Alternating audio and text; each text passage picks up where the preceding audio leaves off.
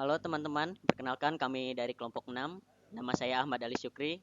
Nama saya Bagus Prasetyo. Nama saya Rahmat Adi Supeno. Nama saya Michael Oscar. Saya akan memulai presentasinya. Manajemen konfigurasi berkaitan dengan kebijakan, proses, dan alat untuk mengelola perubahan sistem perangkat lunak. Anda perlu mengelola sistem yang berkembang karena mudah kehilangan jejak perubahan dan versi komponen apa yang dimiliki telah dimasukkan ke dalam setiap versi sistem. Manajemen konfigurasi produk sistem perangkat lunak melibatkan 4 perubahan. 1. Manajemen perubahan ini melibatkan pelacakan permintaan perubahan ke perangkat lunak dari pelanggan dan pengembang, menghitung biaya dan dampak membuat perubahan ini, dan memutuskan apakah dan kapan perubahan harus dilaksanakan. 2. Manajemen versi. Ini melibatkan pelacakan beberapa versi dari komponen sistem dan memastikan bahwa perubahan dilakukan pada komponen oleh pengembang tidak saling mengganggu. 3. Sistem building ini adalah proses perakitan komponen program, data, dan perpustakaan, dan kemudian mengkompilasi dan menautkannya untuk membuat sistem yang dapat dieksekusi. 4. Manajemen rilis. Ini melibatkan persiapan perangkat lunak untuk rilis eksternal dan melacak versi sistem yang telah dirilis untuk digunakan pelanggan. Manajemen perubahan. Perubahan adalah fakta kehidupan untuk sistem perangkat lunak besar. Kebutuhan dan kebutuhan organisasi perubahan selama masa hidup sistem.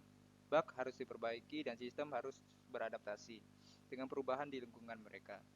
Untuk memastikan bahwa perubahan diterapkan pada sistem dengan cara yang terkontrol, Anda memerlukan seperangkat alat yang didukung manajemen perubahan proses. Faktor-faktor yang harus dipertimbangkan dalam memutuskan apakah perubahan harus dilakukan atau tidak disetujui. Pertama, konsekuensi tidak melakukan perubahan saat menilai permintaan perubahan. Anda harus mempertimbangkan apa yang akan terjadi jika perubahan tidak diterapkan.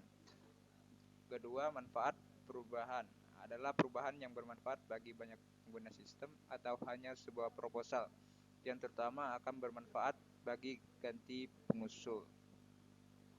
Ketiga, jumlah pengguna yang terpengaruh oleh perubahan. Jika hanya beberapa pengguna yang terpengaruh, maka perubahan mungkin diberi prioritas rendah. Keempat, biaya membuat perubahan. Jika membuat perubahan mempengaruhi banyak komponen sistem dan atau mengambil banyak waktu untuk diterapkan, maka perubahan mungkin ditolak mengingat peningkatannya biaya yang terlibat. 5. Siklus rilis. Jika versi baru dari perangkat lunak baru saja dirilis kepada pelanggan, mungkin masuk akal untuk menunda implementasi perubahan sampai rilis yang direncanakan berikutnya. Manajemen perubahan biasanya didukung oleh perangkat lunak khusus. Ini mungkin alat berbasis web yang relatif sederhana seperti Bugzilla yang digunakan untuk melaporkan masalah dengan banyak sistem open source, atau alat yang lebih kompleks mungkin digunakan untuk otomatisasi seluruh proses penanganan permintaan perubahan dari pelanggan awal usulan perubahan persetujuan. Manajemen versi. Manajemen versi adalah proses melacak berbagai versi different komponen perangkat lunak atau item konfigurasi dan sistem di mana komponen ini digunakan. Ini juga melibatkan memastikan bahwa perubahan yang dibuat oleh pengembang yang berbeda untuk versi ini tidak saling mengganggu. Oleh karena itu, Anda dapat memikirkan versi manajemen sebagai proses mengelola kode line dan baseline. Pada dasarnya, kode line adalah urutan versi kode sumber dengan versi yang lebih baru di urutan yang berasal dari versi sebelumnya. Kode line biasanya berlaku untuk komponen sistem sehingga ada versi yang berbeda di setiap komponen. Sebuah garis dasar adalah definisi sistem tertentu. Baseline penting karena Anda seringkali harus membuat ulang versi tertentu dari sebuah sistem yang lengkap. Untuk mendukung manajemen versi, Anda harus selalu menggunakan manajemen versi alat. Alat-alat ini mengidentifikasi, menyimpan, dan mengontrol akses ke berbagai versi komponen. Ada banyak sistem manajemen versi berbeda yang tersedia, termasuk banyak digunakan sistem open source seperti CVS dan Subversion. Sistem manajemen versi biasanya menyediakan berbagai fitur. Identifikasi versi dan rilis versi terkelola diberi pengidentifikasi assignment. Manajemen penyimpanan untuk mengurangi ruang penyimpanan yang dibutuhkan oleh beberapa versi. Rekaman riwayat perubahan. Semua perubahan yang dilakukan pada kode sistem. Pengembangan independen. Pengembangan yang berbeda mungkin mengerjakan hal yang sama komponen secara bersamaan. Dukungan proyek sistem manajemen versi dapat mendukung pengembangan development beberapa proyek yang berbagi komponen. Membangun sistem. Pembangunan sistem adalah proses menciptakan sistem yang lengkap dan dapat dieksekusi dengan mengkompilasi dan menautkan komponen sistem, perpustakaan eksternal, file konfigurasi, dan lain-lain. Alat pembangunan sistem dan alat manajemen versi harus berkomunikasi sebagai build proses melibatkan memeriksa versi komponen dari repository yang dikelola oleh sistem manajemen versi. Deskripsi konfigurasi yang digunakan untuk mengidentifikasi baseline juga digunakan oleh alat pembangunan sistem. Membangun adalah proses yang kompleks yang berpotensi rawan kesalahan karena mungkin ada 3 platform sistem berbeda yang terlibat. Sistem pengembangan yang meliputi alat pengembangan seperti compiler, editor kode, dan sumber. Server build yang digunakan untuk membangun versi definitif dan dapat dieksekusi dari sistem. Lingkungan target yang merupakan platform tempat sistem dijalankan. Ini mungkin jenis komputer yang sama yang digunakan untuk pengembangan dan membangun sistem. Pembangunan sistem melibatkan perakitan jumlah besar informasi tentang perangkat lunak dan lingkungan operasinya. Oleh karena itu, untuk apapun selain dari sangat sistem kecil selalu masuk akal untuk menggunakan alat pembuatan otomatis untuk membuat sistem build. Ada banyak alat build yang tersedia dan sistem build mungkin menyediakan beberapa atau semua dari fitur berikut. Membangun pembuatan skrip jika perlu. Sistem pembangunan harus menganalisis program yang sedang dibangun, mengidentifikasi komponen dependen, dan secara otomatis buat script build, terkadang disebut file konfigurasi. Integrasi sistem manajemen versi sistem build harus memeriksa versi komponen yang diperlukan dari sistem manajemen versi.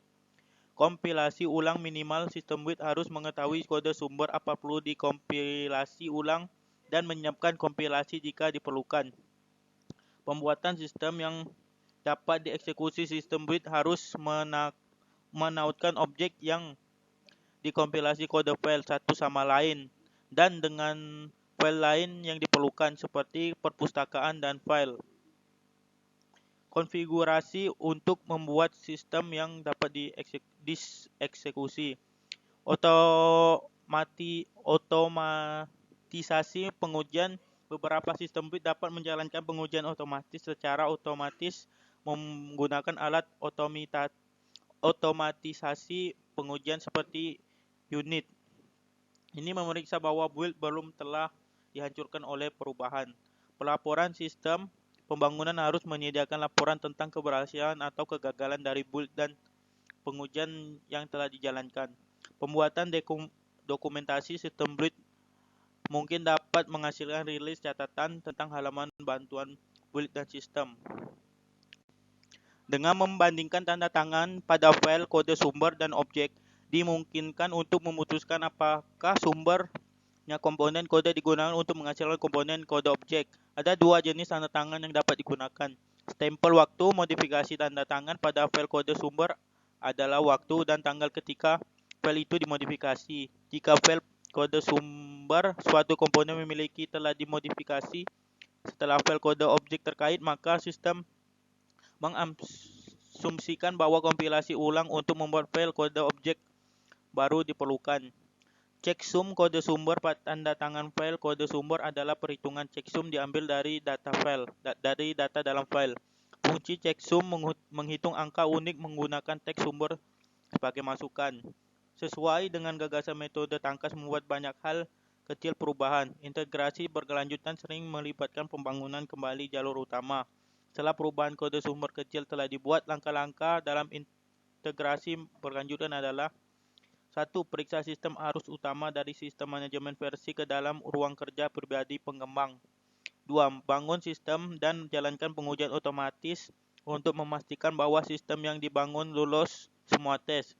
Jika tidak, build rusak dan Anda harus memberi tahu siapapun yang check-in di sistem dasar terakhir. Mereka bertanggung jawab untuk memperbaiki masalah. 3. Lakukan perubahan pada komponen sistem. 4. Bangun di ruang kerja pribadi dan jalankan kembali pengujian sistem. Jika tes gagal, lanjutkan pengeditan. Setelah sistem lulus pengujiannya, periksa ke sistem build, tetapi jangan ke dokumen sebagai dasar sistem baru.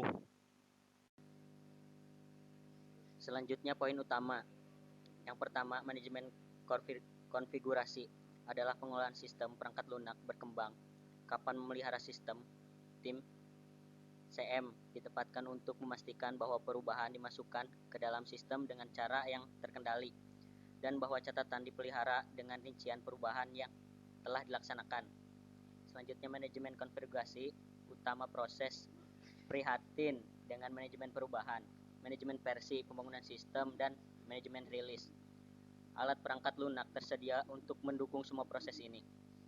Perubahan manajemen melibatkan menilai usulan perubahan dari pelanggan sistem dan pemangku kepentingan lain, dan memutuskan apakah hemat biaya untuk menerapkannya dalam versi baru of system.